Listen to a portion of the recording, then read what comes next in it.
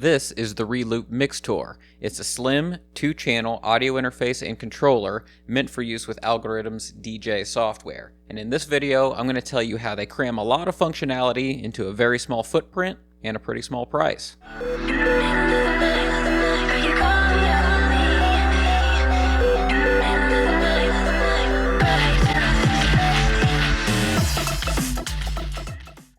That's right, this is the Reloop MIXTOUR. Now it's very basic, it's 2 channels, and it's meant to do a very specific thing, and that is to give you your transport controls and your basic mixing functions all here in one slimline controller. So this is sort of your mixer section, just like you would see here in the middle of this 4-channel Pioneer. It also has the looping, queuing, the play and pause, and all that kind of stuff, so that you can transport your tracks, load, play them, loop them, and do all that kind of stuff right here on this one controller. All of that stuff is built into this little footprint right here.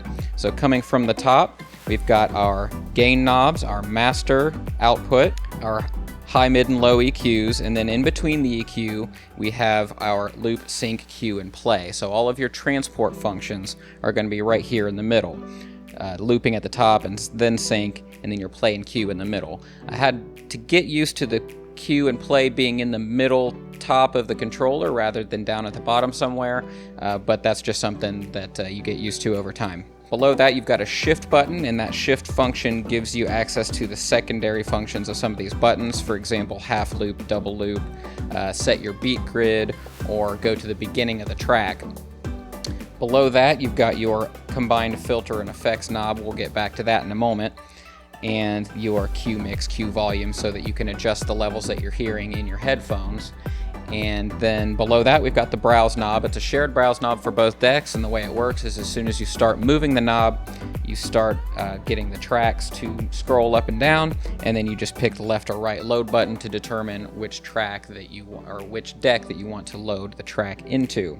Below that, you've got your cue functionality for your headphones, and then of course all of your faders, your up faders and cross fader. On the front of the unit, you do have a switch for the LED meter, and the way that works is it switches between getting your master levels on the VU meters here and the individual levels of the input channels here. So you can switch between them. So you can't see them all at once, but once again, that is kind of a sacrifice that you make to make such a small controller and have everything be nice and clean. Speaking of that, design-wise, everything is nice and sturdy. I commented on this in my unboxing video that I posted a week or so ago. Reloop controllers, I've always had a pretty good experience with as far as build quality. I wouldn't say, this is made out of a pretty thick plastic. It's not metal or anything, but it doesn't feel cheap by any means. It doesn't feel or look like a toy. I like the general design aesthetic of the controller.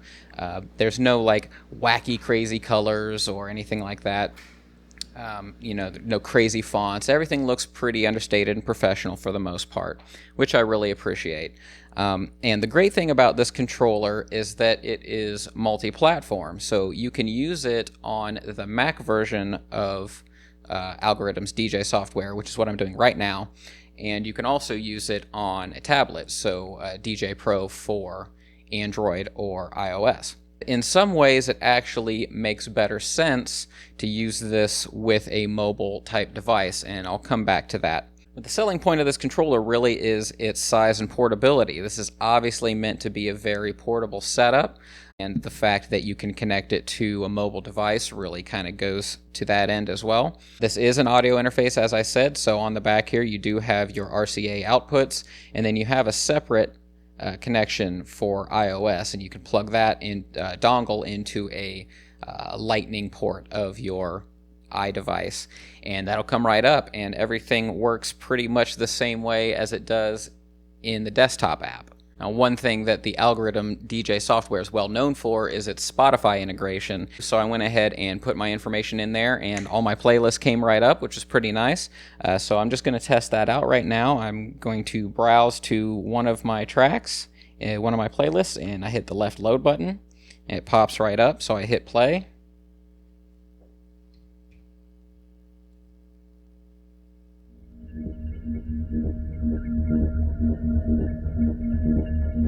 And it seems like we're good to go. I'll go ahead and load another track.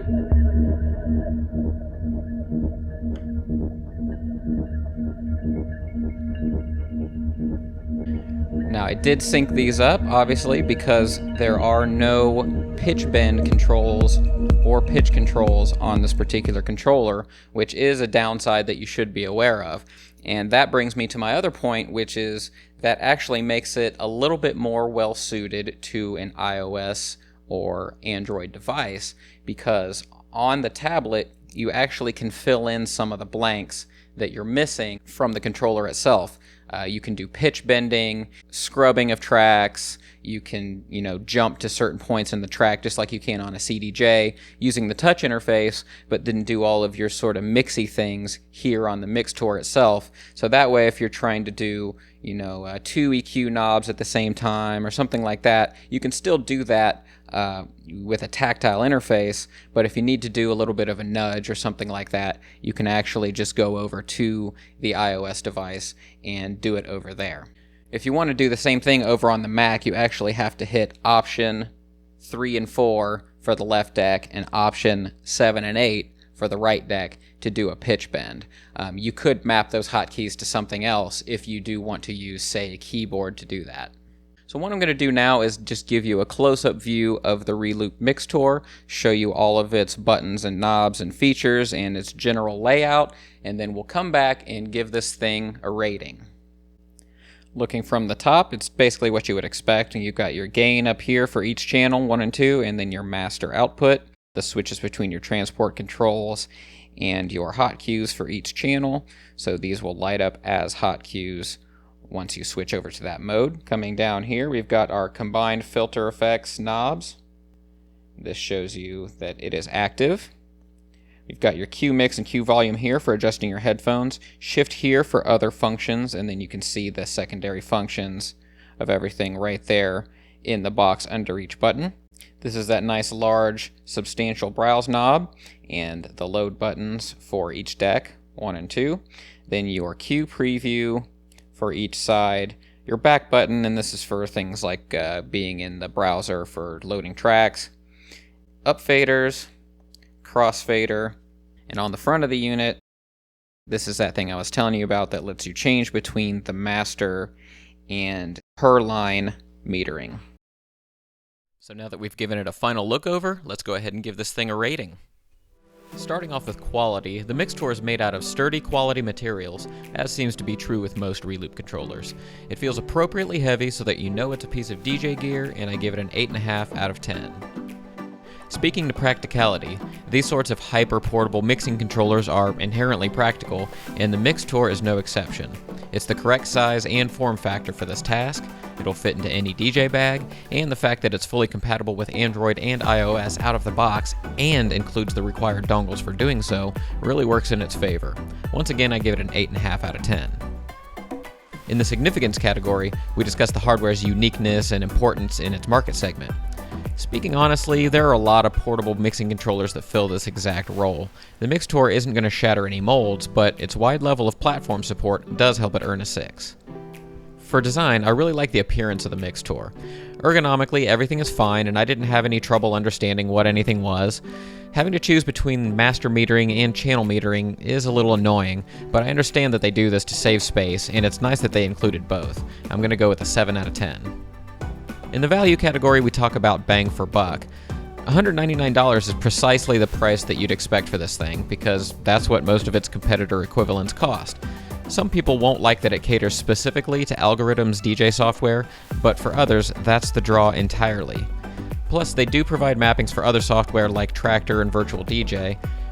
It's not a super deal, and it's not expensive. I'd say it's exactly appropriate, and I'm going to call that a 7.